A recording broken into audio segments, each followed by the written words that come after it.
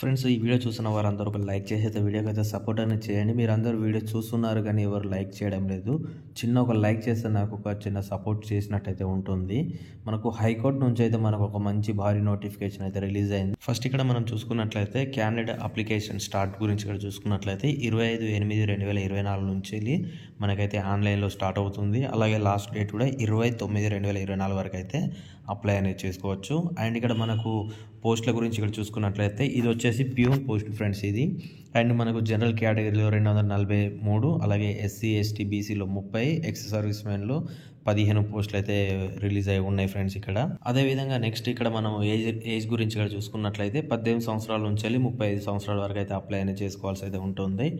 And persons with disability వారికి 10 years వరకు అయితే ఏజ్ రిలాక్సేషన్ అయితే ఉంటుంది. అండ్ అదేవిధంగా ఎక్స్ సర్వీస్ మెన్ వారికి కూడా 3 ఇయర్స్ వరకు అయితే ఏజ్ రిలాక్సేషన్ అయితే ఉంటుంది. అలాగే నెక్స్ట్ ఇక్కడ మనము క్వాలిఫికేషన్ గురించి ఇక్కడ చూసుకున్నట్లయితే 10th క్లాస్ పాస్ అయి ఉన్నవారు అప్లై అనేది చేసుకోవచ్చు. అండ్ నెక్స్ట్ అదేవిధంగా ఇక్కడ ఫీజు విషయంలో ఇక్కడ చూసుకున్నట్లయితే general and SC ST BC వారికి 700 రూపాయలు పెట్టి అయితే దీనికైతే అప్లై అనేది చేసుకోవచ్చు ఉంటుంది. అండ్ అదేవిధంగా SC ST BC areas state of Punjab, Haryana and UT వారికి అయితే 600 రూపీస్ పెట్టి అయితే అప్లై అనేది చేసుకోవాల్సి అయితే ఉంటుంది. ఎక్స్ సర్వీస్ మెన్ వారికి కూడా 600 రూపాయలు పెట్టి అయితే అప్లై అనేది చేసుకోవాల్సి అయితే ఉంటుంది.